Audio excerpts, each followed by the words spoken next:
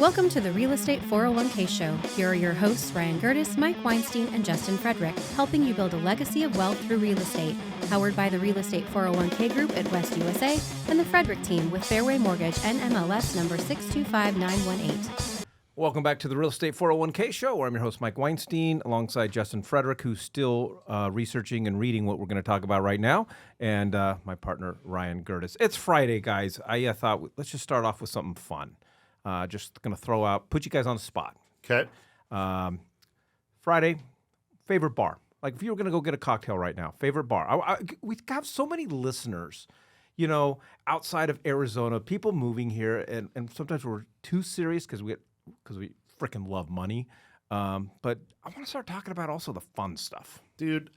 Okay, I'm leaving. Bye-bye. Justin, let's go because Ryan's about to take off right now. We've even had conversations about starting up a company where I just take out-of-towners to the local hole-in-the-wall spots because I've been to them all. I go to them all. I don't go to a lot of fancy places. I just kind of I like going to the places where it's locals only, and so I live in Central Phoenix, so I naturally go to places a little bit closer to me, and so I love Butler's Easy. It is a little bit fancier, but you only get one. I only get one. We got a lot more Fridays. We don't want to. We just don't. We don't want to. Yeah, we don't want to. And we have to talk about real estate too, bro. Okay. So why Butler's? Okay, well, I'm going to change my answer then, because the one I go to He's more cheating. often is Look at that Dave's. smile. You think he just had a kid. I know, right? I go to Dave's Cocktails on Northern because it's right next door to my favorite sushi place, and everyone there is just chill. I don't ever see fights in there. Everyone is there to just have a good time, not show off, and you can go there, watch a football game on Sunday. It can be quiet. It's generally pretty dark in there. A couple of pool tables if you want to play, and then their pours are very generous. And so that is why that's my favorite local neighborhood hole in the wall for this episode. And this is great because I want to put things into perspective with the audience. Is Ryan is born and raised in Phoenix. You're born and raised in Phoenix. I'm born and right? raised in Phoenix. So I'm the only one who from outside of. I came from a communist country, immigrated here from the state of California. Let me guess, yeah. You get 3 guesses. The first 2 don't count. Justin? So I'm a little biased here. I like to go to Abuelo's because my good friend from high school works there. And the pours are definitely generous, and they have amazing margaritas. And my wife and I, we just love to sit down and have a margarita together.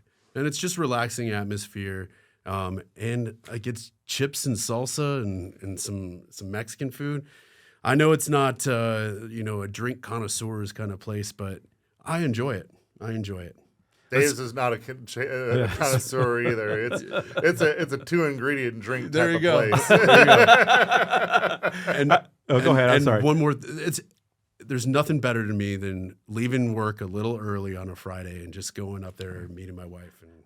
And This is what we're gonna do this every Friday. I love this. Okay. Yeah. All right. And mine is, I would say, my favorite because partially of locality to my house, Paradise Valley Lounge. Love that place on Tatum and Cactus. They always have this little billboard, not a billboard, an A-frame outside. And they come up with the funniest crap that they put on this thing. Happy hour, cheap to drink. I love their cheese sticks. I know that they're buying them from Costco and just heating them up. Okay, I know that, but they're so good. So you guys are so fancy. They don't even serve food at my bar. it's just a bar. It's just a bar. It's a watering hole. All right, let's go ahead and get you're going to want to talk, whatever. If we're just talking about bars, we can't even do anything, man. You're going to want to text the word CASITA to 623-AZ-RECON. That's CASITA to 623-AZ-RECON. We're going to talk to investors right now because it's a staggering number here. And I know that all 3 of us, we have conversations with investors about other states. And I'm not going to say that there aren't great investment properties in other states. But this number is something that you need to consider. And the number is when you're taking a look at a market to invest in, as far as housing units, what is their shortfall? Like, how down are they as far as having enough units to put everybody in over the next 10 years? And right now, the state of Arizona has a shortage of more than 270,000 housing units. So now we have Senate Bill 1415. Arizona State Senate has passed a bill to allow casitas across Arizona over the objections of cities who say it goes too far. If you go into our podcast archive, way back when we talked about casitas, Phoenix did some little moving around and moving and shaking and being a little more permissible as far as having casitas. This is now at the state level. Ryan, define what a casita is and your thoughts on this. I think in other layman's terms, a lot of people equate casitas to guest houses or accessory dwelling units, ADUs. And so if you're over there on the contracting side or on the permit side, you're going to hear that term quite a bit. And so historically, we could only have them if they were grandfathered in. And most of those were all in the historic neighborhoods, not to sound redundant.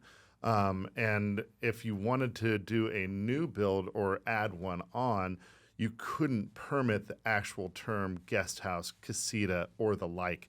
It had to be something like a pool house or a workout room. It had to be basically like an ancillary type of livable square footage, and it could not have a full kitchen. They would allow a bathroom, and so what a lot of people would do is they'd build the shell, they would put some plumbing in the area where they ultimately wanted the kitchen, and then once they got the permit and the inspector came over there and signed off on it, then they would finish installing the kitchen. And it sounds like, great, okay, yeah, that's the workaround. I mean, that people did that all the time, still do.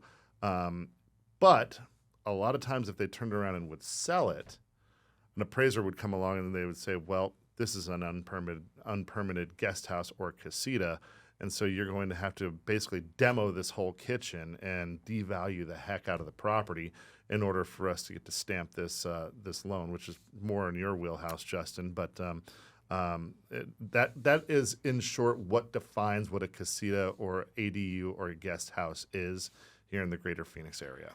And what's important to note is my understanding, I could be wrong on this, but pretty much the governance of Casitas was at I'm ready for the bar. Let's go. Just say guest houses. Guest houses, guest homes.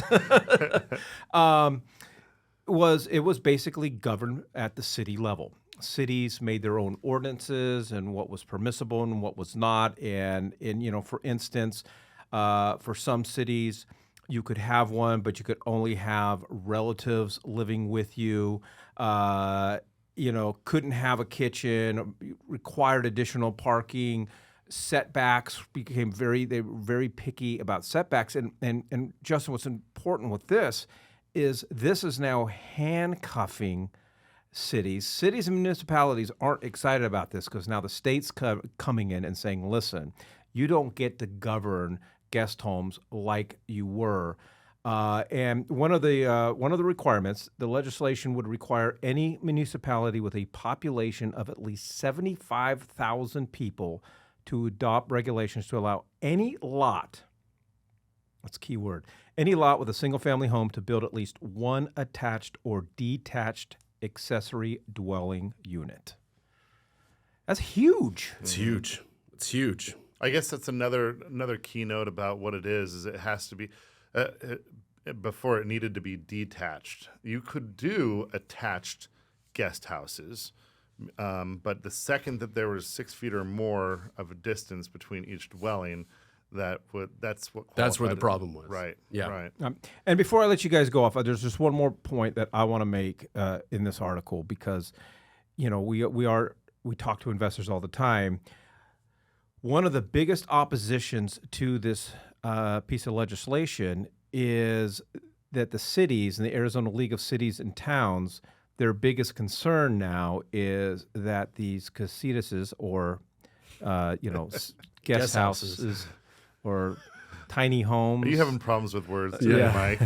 He was doing so well at reading. Dude, are you kidding me? I have problems with words every day of my life. Is the concern about short-term rentals, and that all of these are going to be turned into short-term rentals. And that drives me nuts. I don't need the city to come in and tell me what I can and can't do because of the possibility I might turn something into a short-term rental. And we're seeing, this is to me what the biggest thing about this bill, because we're seeing a lot of cities try to crack down on short-term rentals.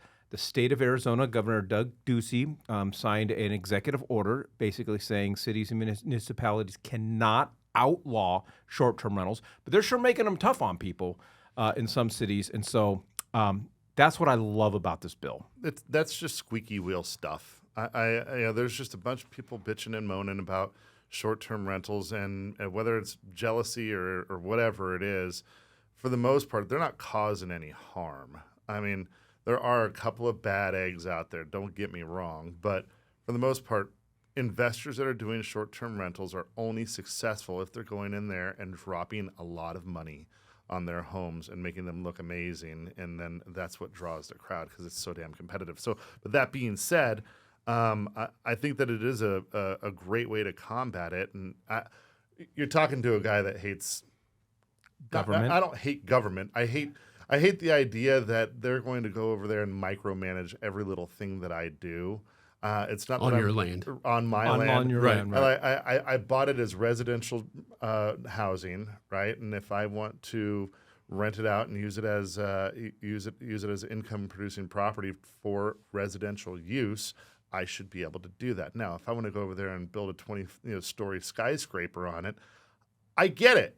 That takes a little bit more understanding of how permitting and zoning and infrastructure and utility works. Like, I get all of that. But if I'm going to go over there and just build an extra, 2-bedroom guest house on the back of my massive lot, I should have every right to do that.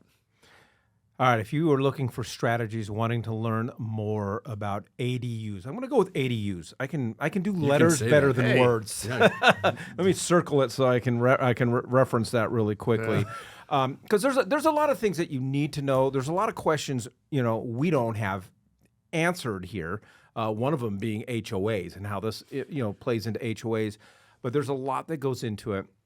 If you're looking at a piece of property or you have a piece of property and you'd want to see how a CASITA would fit in that, we want to encourage you to text the word CASITA to 623-AZ-RECON. That's CASITA to 623-AZ-RECON. I think, and I know, Justin, you want to jump in here with the HOA thing. I think a couple other things is, as you consider investing here in Arizona or consider selling something, you need to maybe start thinking about, hey, part of my strategy is a CASITA. The best part I think one of the most important parts about it is, though, on this bill, it passed by a 20-10 margin. That means, we had Democrats and Republicans voting for this.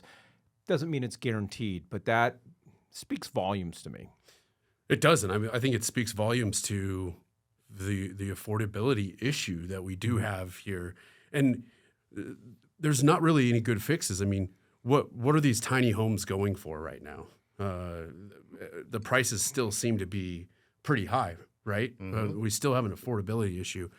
Maybe these CASITAs can help multi-generational living, and still give them their own space, but help the 270,000 homes we're short here in Arizona to accomplish that. But yeah, I agree with Ryan. Like when you own land, I don't like that with my own build, if I was to have an accessory dwelling unit, it'd have to look exactly like my primary residence. And we're just like, why do you guys get to decide that? Why can't I make it look a little different? Why can't I make it look like a barn dominium or something, Why do you get to say what it looks like on the outside as long as it's structurally sound and works with all your city codes and things like that? But I agree with the HOA, if you gotta look into it. You have to know what you're signing up for when you get into these HOAs. Because in these issues, state law does not trump HOA. Back to Governor Ducey, who signed an executive order saying states and municipalities cannot just carte blanche outlaw short-term rentals. But if your HOA outlaws it, state law doesn't trump in that respect. Right. That was done here. I want to stay on topic, but switch gears just a little bit because something just occurred to me is when we're talking about renovation loans, because we've talked about that quite a bit on here. Say I wanted to go, and we've talked about, hey, knocking down basically everything but like a 6 or 10 foot section of one wall and doing a complete, ground up rebuild. What if I folded in a completely separate ADU because it's FDIC insured? Is it automatically going to say, hey, now that it's allowed in Arizona, it's allowed per our lending guidelines? So that's a great question, because when I first started reading this, I was questioning that. Typically, our investors are a little bit behind the 8 ball when it comes to these types of rules coming out. I would assume that because this is going through, or it has gone through. It's in the process. Right. I would assume that immediately we would be good with those renovation loans going after something like this. As long as, obviously we would have to have the permits on it, and the permits are going to tell us if it's doable or not. So yes, and I was thinking, wow, what a huge pickup for us having a renovation product for something like this, especially if we have multi-generation people or families looking to move on to a big lot, and we could accomplish another residence basically on that lot. So the big takeaway here is that you don't even need to buy a home that's in distress. You could buy a beautiful home that's all set up, turnkey, and say, you know what, we would like mom and dad to move in when time comes, or our kids to move in when the time comes, or whatever. And you could ascertain one of these loans to pay for a completely brand new built ADU in the back, or guest house in the back. You got it. Or if you're a novice investor and you're just trying to get into the game and you're maybe don't have quite enough scratch to do it, build that guest house in the back and short-term rent that thing. Airbnb, VRBO. Let your city council person know. And make it as plain. Don't send make them an it email look to rent like, your property. Yeah, right. Yeah. All right, I didn't want to confuse everybody, so I want to make clear it is past the Arizona State House, so it's not in effect yet. It is heading to the Arizona House of Representatives for consideration. So we're not quite there yet, so we will keep everybody posted. There are so many strategies out there when it comes to building wealth in real estate, and I can tell you not every person with a real estate license that you talk with can help you build these strategies. Unlike our team of real estate wealth managers at the Real Estate 401k Group and Justin's team at Fairway Independent Mortgage, we would love to have that strategy talk with you, have that conversation with you. All you got to do, and just don't call me and ask me to pronounce CASITA in the plural form. But go ahead and text the word CASITA to 623-AZ-RECON. That's CASITA to 623-AZ-RECON. And before we let everybody go, what if we had an investor in Boise, Idaho right now going, all right, me and 4 buddies are coming out to look at investment properties. Would we start with the pub crawl? I would say yes. Okay. Yeah. Maybe. Yeah. But let's go. Are we going? Text the the word pub right to 623-AZ-RECON. All right. Thanks, guys. Thank you for joining us on the Real Estate 401k Show. If you want more information on how to build wealth, click on the link or text us at 623-297-3266. That's 623-AZ-RECON.